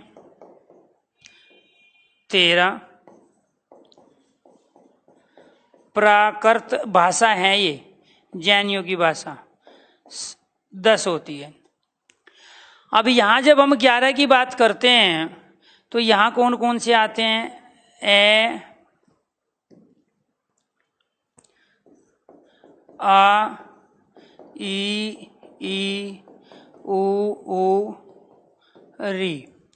इसके बाद में ए, ओ और औ, ये वाले 11। और जब हम 13 की बात करते हैं, एक ये बड़े वाला री और दूसरा ये वाला। क्लियर? तो ये क्या कहलाता है? और जब हम 10 की बात करते हैं तो ये वाला री निकाल देते हैं। बात समझो, प्राकृत भाषा में इसका प्रयोग नहीं होता, प्रयोग नहीं होता। जब हम उस 11 में से ये वाला री निकाल दे, लॉजिकली समझो बेटे, जब इन 11 में से ये वाला नहीं निकाल दे तो इनकी संख्या बचती है 10, और 10 होता है प्राकृत। और प्राकृत में जातक कथाएं, दंतक कथाएं लिखी गई। ठीक है, जैन धर्म के समय जो प्रचार प्रसार हो रहा था भाषा, वो थी क्या प्यारे बच्चों? प्राकृत। हमारे यहाँ सबसे पहले जो भाषा थी ना, वो थी संस्कृत। संस्कृत कन्वर्ट हुई पाली में, कन्वर्ट मतलब बदल गई, और पाली बदली प्राकृत में, प्राकृत बदली अपभ्रंश में अपभ्रंश बदली अवहट में, अवहट बदल गई हिंदी में। क्लियर? तो इसीलिए हिंदी की जो जननी है वो संस्कृत मानी जाती है, और हिंदी का जो विकास हुआ वो अपभ्रंश भाषा से हुआ। ये भी अपने आप में क्वेश्चन है। तो प्राकृत में किस वर्ण का प्रयोग नहीं होता? इस री वाले का प्रयोग नहीं होता। और संस्कृत में भी कौन से तो एक्स्ट्रा वर्ण हैं जिनका प्रयोग हम हिंदी में नहीं कर रहे थे? एक तो ये वाला बड़े वाला री, छोटा री बड़े री में अंतर क्या होता है? देखो, ये तो है छोटा री और ये है प्यारे बच्चों बड़े वाला री, एक और इसमें हमने ये लगा दिया। इसका प्रयोग कहाँ होता है? ऋषि पाल में। इसका प्रयोग कहाँ होता है? ऋतु में। इसका प्रयोग कहाँ होता है? ऋचा में। तो इसका मतलब ऋतु ऋचा, ये दोनों के दोनों शब्द तत्सम है, संस्कृत के हैं। और इसी ऋषि पाल को हम कैसे लिख रहे हैं? ऐसे भी लिख लेते हैं, ये इसी का ही रूप, बिगड़ा हुआ रूप है। इस से को इस रूप में लिख लिया, री को इस रूप में लिख लिया, लेकिन शुद्ध वर्तनी ये है। प्रयोग तो हम ये भी कर रहे हैं, ठीक है। तो छोटे री बड़े री में अंतर क्या आया? जब इस छोटे री में एक और री हम दे देंगे, ये वाला, तभी तो बड़ा री बनेगा। उसका प्रयोग 12वें वर्ण के रूप में कहाँ होता है प्यारे बच्चों? संस्कृत में। अब इस कंडीशन को समझो, ये तो री की कंडीशन थी।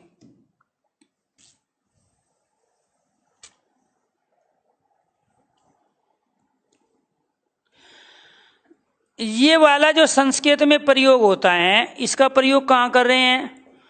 पितृ में। दूसरा कहाँ कर रहे हैं? तर्ण में। इसका प्रयोग और कहाँ हो रहा है? कृष्ण में। इसका प्रयोग और कहाँ कर रहे हैं? कर्प्या में। मैं तो ये 4 एग्जाम्पल दिया हूं, बाकी तो लाखों शब्द हैं जिसमें हम प्रयोग करते हैं। तो ये वाला जो रिया में ले तो हमने वैसे ही ले लिया भैया, मैंने इसमें दोनों में तय लिया, यहां मैंने कह लिया, यहां मैंने ले लिया। मेरा मतलब सिर्फ इससे है, इसको बताने का। इसका प्रयोग केवल और केवल संस्कृत में होता है 13वें वर्ण के रूप में। तो संस्कृत में 13 स्वर और हिंदी में 11 स्वर। क्लियर? और हिंदी में कुल स्वर 11। क्लियर? हिंदी में लैंग्वेज का ध्यान रखना है, क्वेश्चन की लैंग्वेज क्या है, क्वेश्चन पूछ क्या रहा है। हिंदी में कुल स्वर 11 और हिंदी में स्वर 11। लेकिन जब वो हिंदी को गायब कर दे और पूछ ले कि कुल स्वर बताओ कितने हैं, और ऑप्शन में 11 भी है, 13, तो राइट आंसर 13 होगा, क्योंकि वो हिंदी शब्द का प्रयोग नहीं किया है क्वेश्चन में, वो कुल पूछ रहा है कितने स्वर हैं। तब आप क्या कहोगे? 13 कहोगे। प्यारे बच्चों, इसका प्रयोग हम वास्तव में इस रूप में ही कर रहे हैं। इसको ना ये इसी वर्ण के रूप में मानते हैं, स्वर होता है ये, ठीक है। यहां आप लिखोगे पितृ में कि ये बताओ क्या है, तो आप कहोगे कि ये वाला री है। वर्ण विन्यास भी तो करना पड़ेगा, तो इसको क्या ऐसे लिख दोगे आप? वो करके जब वर्ण विन्यास करोगे, ये प्यारे बच्चों क्या है? पहले ये आधा पे है, ये छोटा ई है, ये आधा ते है, और ये वाला ये री है। तो इसीलिए इसका प्रयोग हम इसी वर्ण के रूप में करते थे। लेकिन यहां पर अगर इन 11 में ये 2 और मिला दे तो प्यारे बच्चों इनकी संख्या कितनी हो गई? इनकी संख्या हो गई 13, और ये 13 संस्कृत में हुए। अब इन 11 में से एक इसको हम निकाल दे, इसको निकालते ही इनकी संख्या बच जाएगी 10, और इन 10 का प्रयोग करते हैं हम प्राकृत भाषा में। क्लियर?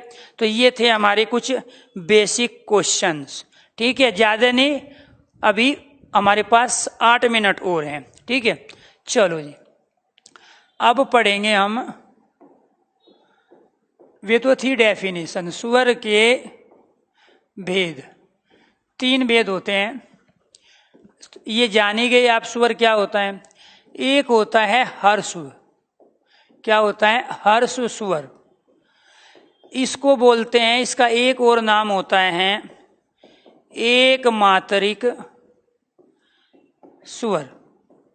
दूसरा इसका नाम होता है मूल स्वर, और इन्हीं को कहते हैं लघु स्वर। देखो 4 नाम है, और जो भी जहां भी दिया है मैंने सारी चीजें आपके सामने रख दी। अब ये जो होते हैं ना 4, इनमें से एक तो होता है हमारा ये ए, छोटा ई, छोटा ऊ और री। तो इनकी संख्या कितनी हुई? 4। जो मैंने यहाँ इसके ऊपर डिजिट लिखी है तो समझ लो वो उसकी संख्या लिखी है। दूसरा जो भेद होता है वो होता है प्यारे बच्चों दीर्घ स्वर का। क्या होता है? दीर्घ स्वर। दीर्घ स्वर का दूसरा नाम होता है द्विमात्रिक। क्या होगा? द्विमात्रिक स्वर, यानी कि 2 मात्रा वाला। क्लियर? इसके बाद इसी को कहते हैं प्यारे बच्चों हम संधि स्वर। क्या बोलेंगे? संधि स्वर, यानी कि इसमें 2 वर्णों के आपस में मेल होकर वर्ण बनता है, संधि स्वर कहते हैं इसी को। इसी का दूसरा एक और नाम होता है बड़े स्वर। क्या कहते हैं? बड़ा स्वर या बड़े स्वर। कौन कौन सा आएगा इसके अंदर? बड़े वाला आ, बड़ा ई, बड़ा ऊ, ए, इसके बाद में यहाँ पे ये भी आ जाएगा और ये भी आ जाएगा। इसकी संख्या कितनी हो गई? 7। 4 और 7 कितने होते हैं? 11। इसके बाद एक आता है तीसरा और वो होता है फलुत। और इस फलुत स्वर को का एक तीसरा नाम होता है द्विमात्रिक, त्रिमात्रिक स्वर। और इसी को बोलते हैं विशाल स्वर, जो बड़े सबसे बड़ा हो, विशाल स्वर। और इसी का ही एक और नाम होता है पवित्र स्वर। और इसके अंदर जो आता है वो आता है ये ओम। इसको हम ऐसे भी लिख सकते हैं और इसको जब लिखते हैं तो कई बार ऐसे भी लिखा होता है। इसमें जो ये यहाँ 3 आया है ना, वो इस 3 इस बात को बताता है कि इसके उच्चारण करने में 3 गुना समय लगता है। आपको ये ध्यान रखना है प्यारे बच्चों कि यहाँ पर 4 ह्रस्व और 7 दीर्घ मिलके संख्या हो गई 11। और हिंदी में 11 ही अपने आप में हम स्वर का प्रयोग करते हैं। इसका प्रयोग प्यारे बच्चों संस्कृत में होता है, हिंदी में कभी नहीं होता। हिंदी में कुछ रीतिकालीन कवियों ने अपनी कविता में प्रयोग किया है, जैसे ओम भूर्भुवः स्वः तत्सवितुर्वरेण्यम। अब ओम भूर्भुवः में ओम आ गया ना, ये ओम स्वर है, व्यंजन नहीं है। क्लियर? और इसी को हम पवित्र स्वर कहते हैं क्योंकि दुनिया का सबसे पवित्र स्वर ये है। इसी को हम विशाल वर्ण के, इससे बड़ा कोई वर्ण ही नहीं है। क्यों? क्योंकि इसमें जो समय लगता है ना, ए 1 सेकंड, आ 2 सेकंड, ओम 3 सेकंड से ज्यादा समय ले रहे। तो आपको ये ध्यान रखना है प्यारे बच्चों, एक मात्र ही वर्ण है बेटी, बाकी नहीं है। ठीक है? तो यहां पर आपको ध्यान रखना है जिस वर्ण के उच्चारण में कम समय लगता है उसको कहते हैं हम हर्ष। और जिसमें प्यारे बच्चों इसका डबल समय लगता है उसको कहते हैं हम दीर्घ। और जिसमें इसका 3 गुना समय लगता है उसको कहते हैं हम फलुत।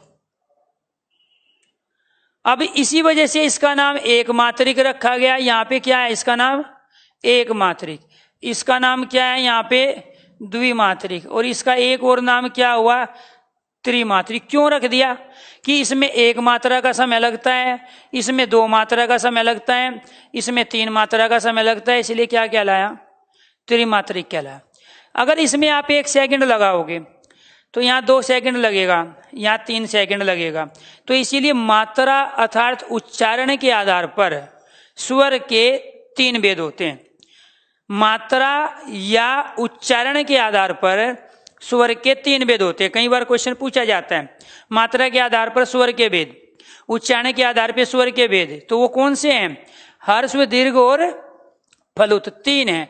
मूल स्वर किसे कहते हैं? हर्ष स्वर को। संधि स्वर किसे कहते हैं? दीर्घ स्वर को। बड़े स्वर किसे कहते हैं? दीर्घ स्वर को। ये 4 ही मूल स्वर कहलाते हैं अर्थात हर्ष। और इनके जो बड़े रूप हैं वे क्या कहलाते हैं? दीर्घ। और इसको विशाल क्यों कहते हैं? क्योंकि ये सबसे बड़ा, सबसे पवित्र है। अब इसको समझो दूसरे पेज पे, जो ये दीर्घ स्वर है ना अपने आप में, यहां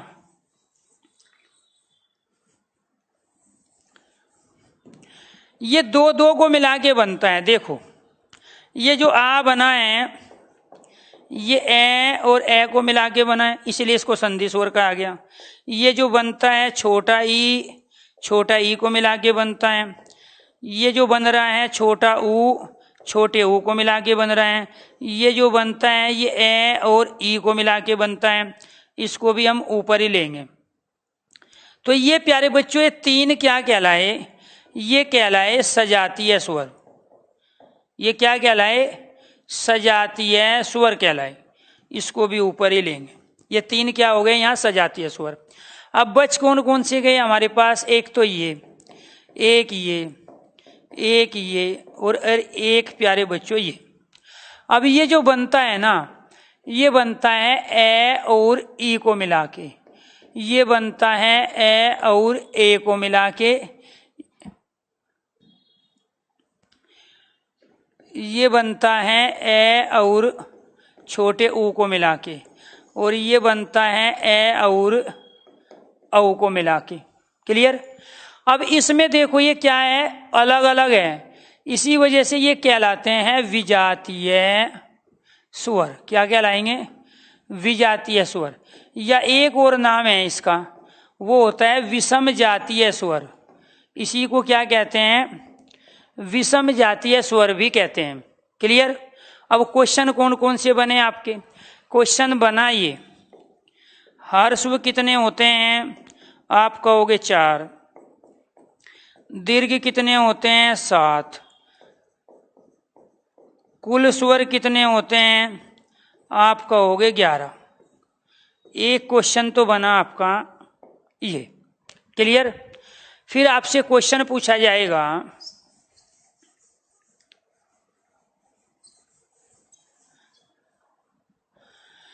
मूल स्वर कितने होते हैं?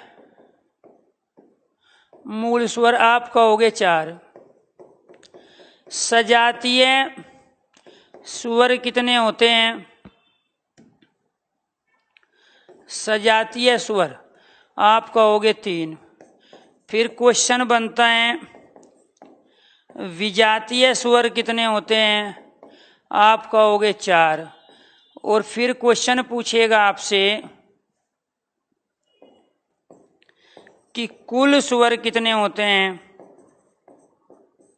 तो कुल स्वर हो गए प्यारे बच्चों 11। 4 और 3 7 और 4 11। तो ये अपने आप में पूछे जाने लायक क्वेश्चन हैं। क्लियर? ये एक जैसे वर्णों से मिलके बने थे, इसीलिए ये सजातीय कहलाए, अर्थात एक जाति के एक जैसे वर्ण। ये अलग अलग वर्णों से मिलके बने थे, इसीलिए ये विजातीय कहलाए। तो ये था हमारा प्यारे बच्चों मात्रा व उच्चारण के आधार पर स्वरों के भेद। अब हम पढ़ेंगे जिह्वा के आधार पे स्वर के भेद, फिर पढ़ेंगे मुख आकृति के आधार पे प्यारे बच्चों स्वर के भेद। तो ये मात्रा उच्चारण के आधार पे जो स्वर के 3 भेद थे, हर्ष दीर्घ और फलुत, ये आज हमारा हो गया कंप्लीट। कल प्यारे बच्चों जीव की आकृति के आधार पे, मुख की आकृति के आधार पे अपने आप में प्यारे बच्चों ये ध्यान रखना है स्वर के भेद होते हैं। ओष्ठ की आकृति के आधार पे भी स्वर के भेद होते हैं। जब होठ गोल गोल घूम जाए तो हम ऊ औ का उच्चारण करते हैं, इसलिए वे वर्ताकार और अवर्ताकार भी कहलाते हैं। ऐसे अग्र स्वर, मध्य स्वर, पश्च स्वर भी होते हैं। संवर्त, विव्रत, ठीक है, अर्ध संवर्त, अर्ध विव्रत भी होते हैं। तो उस कंडीशन को कल क्लियर करेंगे। आज के लिए इतना ही। सभी बच्चों से लेते हैं इजाजत। कल मिलते हैं, स्वर के दूसरे भेदों की चर्चा करेंगे और व्यंजन के जो 5 भेद हैं उनको डिटेल से पढ़ेंगे और फिर आएंगे वर्णों के उच्चारण स्थान पे। धन्यवाद। मैं कभी भी किताब नहीं पढ़ाता, किताब के अलावा चीजें पढ़ाता हूँ प्यारे बच्चों, आपको ये ध्यान रखना है। हाँ बेशक कल सैटरडे है बेटे, टॉपिक ही करेंगे, क्योंकि जब तक पूरा टॉपिक नहीं हो जाएगा तो कोई डाउट बनने का कोई सवाल नहीं है, और जब टॉपिक नहीं हो जाएगा तो प्रैक्टिस करने का भी कोई फायदा नहीं है। इसलिए पहले चूंकि जब फ्राइडे से बैच शुरू हुआ तो नेक्स्ट फ्राइडे सैटरडे में हम प्रैक्टिस कराएंगे और पहले ये अपना टॉपिक कंप्लीट करेंगे। धन्यवाद।